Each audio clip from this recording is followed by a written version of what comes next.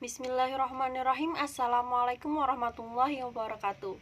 Bahan ajar audio dan kegunaannya. Nah, yang pertama terdapat bahan ajar media audio. Nah, melalui kemajuan teknologi zaman sekarang, para guru dapat menggunakan berbagai media sesuai dengan kebutuhan dan tentunya sesuai dengan tujuan pembelajaran masing-masing. Nah, media sendiri merupakan segala bentuk dan saluran yang digunakan untuk menyampaikan sesuatu. Nah, kata media sendiri berasal dari kata Latin yang merupakan bentuk jamak dari kata medium, yang secara harfiah kata tersebut mempunyai arti sebagai perantara atau pengantar, yaitu perantara sumber pesan dengan penerima pesan. Jadi, dari pengertian di atas dapat disimpulkan bahwa media adalah alat atau sarana yang digunakan untuk menyampaikan pesan dari komunikator atau dari guru kepada khalayak atau kepada murid kita. Nah, selanjutnya pengertian audio sendiri. Nah, audio sendiri merupakan salah satu jenis bahan ajar non-cetak yang di dalamnya mengandung sistem yang menggunakan sinyal audio secara langsung yang dapat diperdengarkan oleh pendidik kepada peserta didiknya guna membantu mereka dalam menguasai suatu kompetensi tertentu. Nah, dalam program audio ataupun radio, hendaknya mampu memotivasi agar peserta didik tertarik untuk mendengarkan sampai selesai. Nah, alat penyimpanan file audio modern yang pertama ditemukan adalah piringan hitam. Alat tersebut memiliki pena getar yang berfungsi untuk menghasilkan bunyi atau suara dari sebuah disk. Nah, alat yang diperlukan untuk memutar piringan hitam tersebut adalah gramofon. Nah, jadi ada bermacam-macam media audio ya. Nah, salah satunya ada kaset. Nah, kaset sendiri merupakan alat penyimpanan file audio yang berbentuk pita kaset. Setiap kaset mampu menyimpan file audio yang berdurasi 1 jam di setiap sisinya. Selanjutnya terdapat CD atau DVD. Nah, CD atau DVD merupakan sebuah penyimpanan file audio yang dibuat untuk menyerampingkan sistem penyimpanan. Nah, selanjutnya terdapat MP3. Nah, MP3 tersebut kualitas suaranya lebih bagus daripada CD audio. Nah, untuk memutar MP3 kita dapat menggunakan MP3 player. Nah, selanjutnya ada kegunaan media audio menurut Arsyad. Nah, beliau mengutip pendapat Sujana dan Rifai, yakni manfaat kegunaan media audio itu sebagai pelatih segala kegiatan pengembangan keterampilan, terutama yang berhubungan dengan aspek-aspek keterampilan pendengaran yang dapat dicapai dengan media audio ialah berupa yang pertama, pemusatan perhatian dan mempertahankan perhatian. Yang kedua, sebagai mengikuti pengarahan. Yang ketiga, melatih daya analisis. Yang keempat, menentukan arti dan konteks. Yang kelima, memilih informasi dan gagasan. Yang keenam, merangkum, mengingat kembali, dan menggali informasi. Nah, kegunaan lain dari media audio adalah sebagai alat bantu bagi kita para pendidik karena sifatnya hanya sekedar membantu. Maka, dalam pemanfaatannya memerlukan bantuan metode dan media lainnya juga. Sehingga pengalaman dan pengetahuan siap dimiliki oleh pendengar yang akan membantu keberhasilan kita mengajar. Nah, di sini terima kasih. Saya akan menjawab. Sebelumnya saya akan memaparkan pertanyaan dari Mbak Gali, Mbak Putri, dan Mbak Dewi yang bertanya, terkait hal yang perlu dipertimbangkan dalam memilih media audio agar siswa dapat memahami materi dengan baik.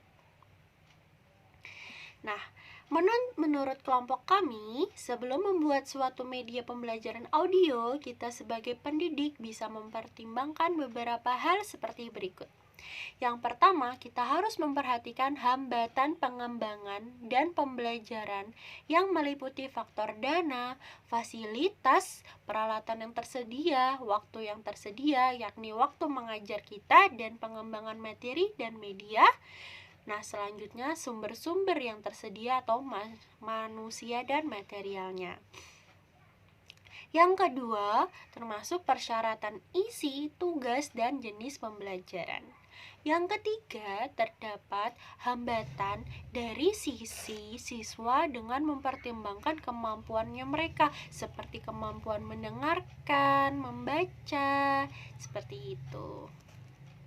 Selanjutnya, kita harus memperhatikan tingkat kesenangan siswa dan keefektivitasan biaya. Nah, yang terakhir, kita harus memilih media audio yang mudah digunakan saat pembelajaran berlangsung. Seperti kita menggunakan MP3 yang dapat diputar menggunakan MP3 player, jadi cara untuk memutarnya itu gampang, bahannya tidak susah, dan harga barangnya juga tidak terlalu mahal. Nah, ataupun bisa juga kita langsung menggunakan radio. Nah, kita dapat memanfaatkan media audio ini, salah satunya contohnya seperti kita sebagai pendidik memanfaatkan sebuah channel radio yang sedang menceritakan mengenai sejarah, misalnya tentang cerita rakyat atau legenda. Kita dapat memanfaatkan hal tersebut untuk meminta siswa kita untuk mendengarkan atau menyimak penyiar dalam radio tersebut. Kemudian kita dapat meminta mereka untuk menceritakannya kembali kepada kita, seperti apa saja yang mereka dengarkan dari radio tersebut, apa yang dapat mereka ambil sinopsisnya atau hikmahnya, atau pelajaran apa yang dapat kita gunakan dalam kehidupan kita. Format audio digital dan format audio analog. Yang pertama, CD compact disc merupakan sebuah media file audio untuk menyimpan musik audio dalam bentuk bit-bit informasi digital. Yang kedua, yaitu MP3. MP3 merupakan salah satu bentuk format audio yang ukurannya lebih kecil daripada CD. Yang ketiga, WAV atau Waveform Audio Format. WAV ini merupakan berkas audio yang berkapasitas tinggi dan saluran berganda. Yang keempat, WMA Windows Media Audio merupakan audio digital yang kualitasnya lebih baik daripada MP3. Biasanya WMA ini digunakan pada perangkat lunak dan perangkat keras, tidak disarankan untuk telepon ponsel. Yang kelima, yaitu MIDI atau Musical Instrument Digital. Yang keenam, AAC. Yang ketujuh, AIV. Pada AIV ini tidak perlu dikompres. Yang kesembilan, yaitu RA, Real Audio. Biasanya Real Audio ini digunakan untuk stasiun radio pada saat live streaming. Kemudian, yakni unsur-unsur audio digital dan audio analog. Adapun unsur-unsur dalam media audio, yakni yang pertama, mendengarkan. Mendengarkan merupakan proses fisiologis otomotorik penerimaan rangsangan pendengaran. Yang kedua, memperhatikan, memusatkan kesadaran kepada rangsangan khusus tertentu. Yang ketiga, memahami, merupakan sebuah proses pemberian makna pada kata yang kita dengar. Yang keempat, mengingat, menyimpan informasi untuk diperoleh kembali. Teknik-teknik pendidik dalam mengembangkan kemampuan mendengar secara konsisten dapat menarik kemampuan siswa pada materi. Yang pertama, materi harus menarik dan memikat perhatian guru, sehingga guru lebih bersungguh-sungguh. Yang kedua, materi harus sesuai dengan kepribadian anak, gaya dan bakat anak, agar menarik perhatian dan keterlibatan anak dalam kegiatan pembelajaran. Yang ketiga, materi disesuaikan pada tingkat usia dan kemampuan anak dalam mencerna isinya. Yang keempat, mengatur tempat duduk anak. Yang kelima, menetapkan rancangan-rancangan atau cara-cara audio bertutur kata yang dapat menggetarkan perasaan anak dengan cara memberikan gambaran. Yang keenam, penutup materi dengan mengajukan pertanyaan-pertanyaan yang terkait dengan isi materi yang telah dijelaskan pada audio tersebut. Keuntungan bahan ajar audio. Yang pertama, keuntungan media audio menurut Sadiman. Harganya murah dan variasi programnya lebih banyak dari TV. Sifatnya mudah untuk dipindahkan, dapat digunakan bersama-sama dengan alat perekam radio, dapat merangsang partisipasi aktif pendengaran siswa, dapat memusatkan perhatian siswa. Pelajaran lewat radio ini juga lebih bermutu, dapat menyediakan laporan seketika, dapat mengatasi keterbatasan ruang dan waktu. Keuntungan media audio menurut Arsyad. Media audio merupakan peralatan yang sangat murah dan mudah dijangkau masyarakat. Rekaman dapat digandakan untuk keperluan perorangan. Merekam pelajaran bisa digunakan di kemudian hari. Pengoperasiannya juga relatif mudah.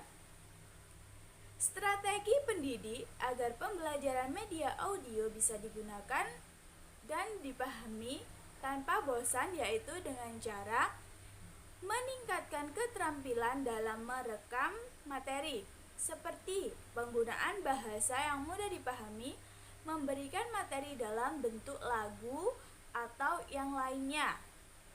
Keterbatasan bahan ajar audio. Selain kelebihan bahan ajar audio juga tak luput dari keterbatasan. Keterbatasannya paling tidak ada 6 jenis. 6 jenis inilah yang seringkali menjadi alasan bagi guru untuk tidak menggunakannya dalam kegiatan pembelajaran. Keterbatasan-keterbatasan tersebut antara lain: 1. Membutuhkan kesangat hati-hatian jika hanya audio yang digunakan, karena waktu yang lama tanpa memberikan rangsangan visual dapat membosankan dan akan mengganggu pengajaran dengan kecepatan sendiri. Atau audio yang diputar selama 15 menit akan memakan waktu peserta didik sebanyak itu pula, tanpa memperhatikan keterampilan peserta didik. 2. Perbaikan biasanya menuntut diproduksinya rekaman master atau induk baru yang dibuatnya kopi rekaman baru. Hal ini akan memakan waktu dan biaya yang besar. 3. Masalah pendistribusian akan muncul manakala produksi gambar diselaraskan dengan audio. Hal ini disebabkan oleh adanya keragaman perangkat keras yang ada dan yang digunakan di berbagai tempat latihan. Pengembang pelajaran mesti mengetahui perlengkapan yang ada untuk disesuaikan dengan perangkat lunaknya atau software.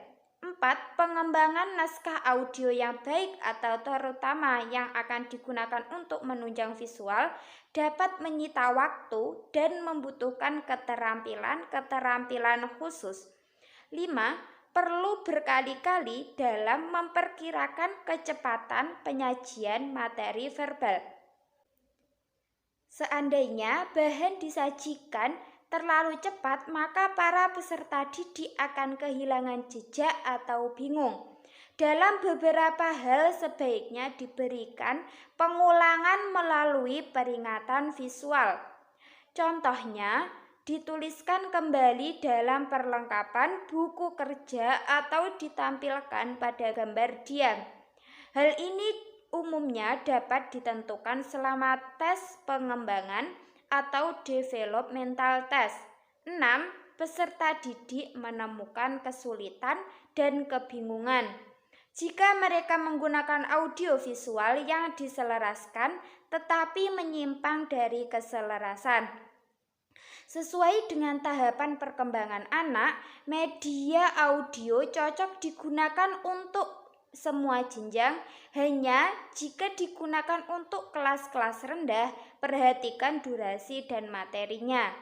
Untuk kelas 1 sampai 3 MI atau SD bisa digunakan untuk materi-materi kesenian, bernyanyi, guru memutarkan audio musik, kemudian siswa bernyanyi dan sebagainya.